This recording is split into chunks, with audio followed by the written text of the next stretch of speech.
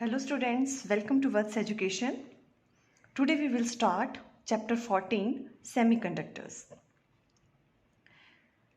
Okay, first of all, what is semiconductor?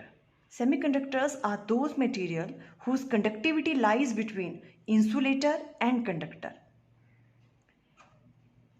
Semiconductors वो material हैं जिनकी कंडक्टिविटी किस किस के बीच में लाई करती है? इंसुलेटर एंड कंडक्टर के बीच में लाई करती है. आपको पता है इंसुलेटर की कंडक्टिविटी कैसी होती है? बहुत ही कम, निग्लिजिबल होती है, बहुत ही कम होती है कंडक्टिविटी. और कंडक्टर की बहुत ज़्यादा होती है. ठीक है, तो सेमीकंडक्टर मीन्स उसकी कंडक्टिविटी क्या है? इन दोनों के बीच में लाई कर रही है. सेमीकंडक्टर मीन्स सेमीकंडक्टर है, फुली नहीं है, 50-50. ठीक है, कि उसकी कंडक्टिविटी किस किस के बीच में लाई कर रही है? इंसुलेटर एंड कंडक्टर के बीच में लाई कर रही है. उसे हम सेमीकंडक्टर्स मटेरियल्स कहते हैं. अब थोड़ा सा पहले सेमीकंडक्टर को डिटेल में समझने से पहले हम आ जाते हैं इसकी हिस्ट्री पे. हमें सेमीकंडक्टर की ज़रूरत क्यों पड़ी? So before the invention of semiconductors हम क्या यूज़ करते थे सेमीकंडक्टर की जगह? उस टाइम हम यूज़ करते थे वैक्यूम ट्यूब्स. जो वैक्यूम ट्यूब्स होती थी वो किसकी बनी होती थी? 2 इलेक्ट्रोड्स, 3 होते थे या 5 इलेक्ट्रोड्स. ठीक है, उसमें ये डिपेंड करता था उसकी कंस्ट्रक्शन के ऊपर. These tube include vacuum diodes consisting of 2 electrode, 3 electrodes और 5 electrodes. इस तरह की कुछ पिक्चर्स होती थी, इस तरह के होते थे वो वैक्यूम ट्यूब्स. उसमें क्या होता था? मेन पर्पस उसमें भी क्या था? इलेक्ट्रॉन्स को जनरेट करना. उसमें क्या होता था? जैसे ये कैथोड है, ये एनोड है, इस तरह से. यहाँ पर हम क्या कर देते थे?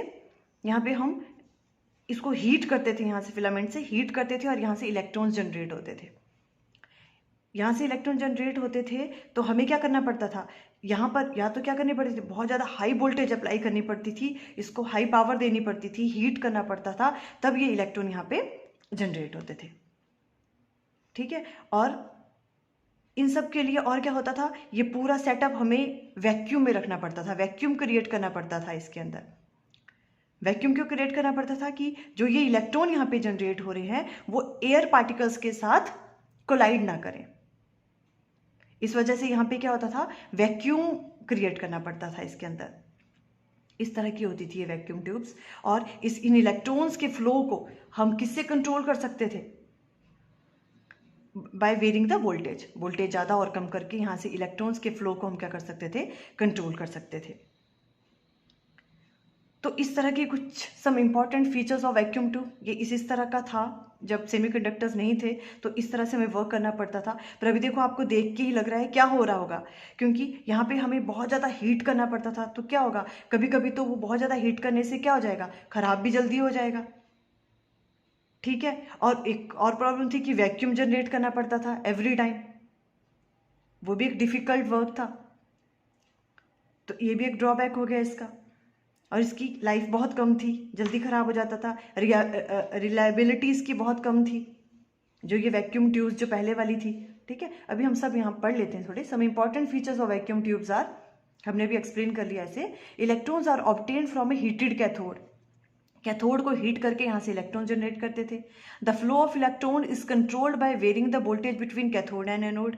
कैथोड और एनोड के बीच में जो भी वोल्टेज थे उसको वेरी करते थे. तो जो यहाँ से इलेक्ट्रॉन है उसके फ्लो को क्या कर लेते थे? वो कंट्रोल कर लेते थे. ठीक है, to avoid the collision between air particle के साथ कोलाइड ना करे वो इलेक्ट्रॉन्स. इस वजह से क्या होता था? यहाँ पे हमें क्या रखना पड़ता था? पूरी असेंबली को किस में रखना पड़ता था? वैक्यूम में. ठीक है, वैक्यूम इसलिए क्रिएट करते थे हम. In vacuum, the obtained electron can flow only in one direction.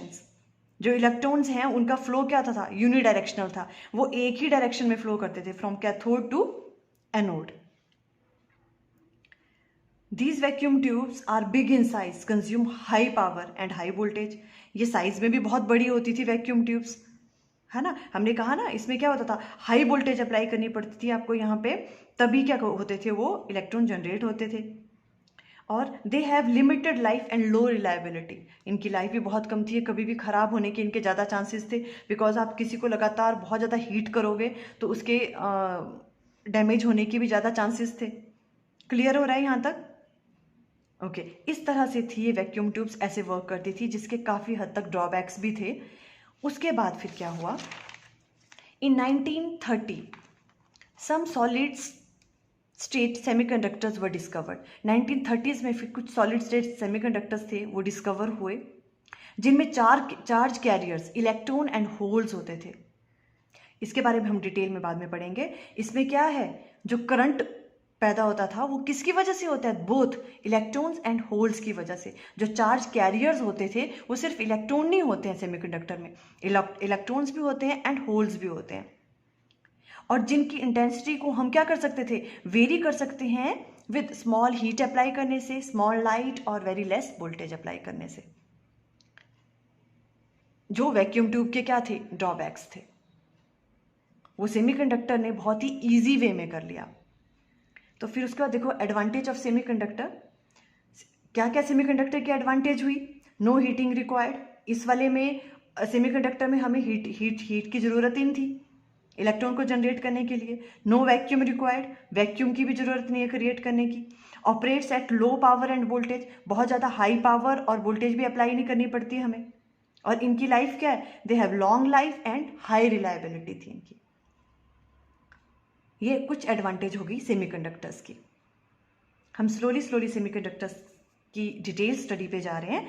अभी हम उससे पहले कर लेते हैं कि इसकी कंडक्टिविटी और रेजिस्टिविटी कैसे कैसे वेरी कर रही थी, कहाँ कहाँ इसकी रेजिस्टिविटी किस किस रेंज में लाई करती है।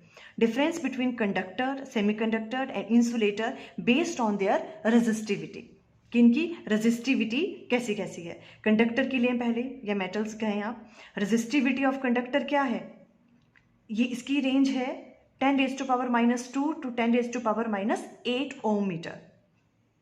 ये एग्जैक्ट नहीं है, इट इज मीन्स इसके बीच में वो लाई करती है, ऊपर नीचे भी हो सकती है थोड़ी बहुत वैल्यू इसकी। तो ये रेजिस्टिविटी किसकी है, कंडक्टर की, और कंडक्टिविटी उसकी 10⁻² टू 10⁻8 सीमन पर मीटर।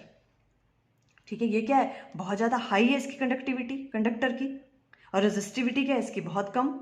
अब सेमीकंडक्टर के केस में आ जाओ, सेमीकंडक्टर में रेजिस्टिविटी क्या है, 10⁻⁻5 to 10⁻6 ohm metre, in between है। ठीक है, और कंडक्टिविटी इसकी क्या है, 10⁻5 टू 10⁻6 सीमन पर मीटर। ऐसे अगर आप इंसुलेटर की लोगे तो इसकी रेजिस्टिविटी बहुत ज़्यादा हाई है, देखो 10⁻11 टू 10⁻19 ओम मीटर। और इसी तरह से इसकी कंडक्टिविटी क्या हो गई, बहुत ही कम, ऑलमोस्ट जीरो, 10⁻11 टू 10⁻19 सीमन पर मीटर।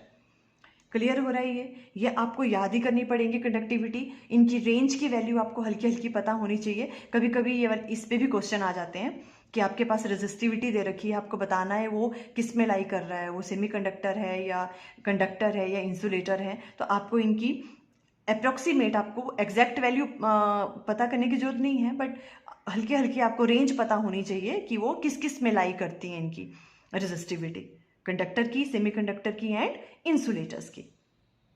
क्लियर हो गया यहाँ तक? ठीक है, अभी हमने किसके बेस पे कहा, ये इनकी रेजिस्टिविटी और कंडक्टिविटी के बेस पे, कि कंडक्टर, सेमीकंडक्टर और इंसुलेटर की किस किस में लाई करती हैं रेजिस्टिविटी एंड कंडक्टिविटी। नेक्स्ट आया classification of semiconductor on the basis of their chemical composition.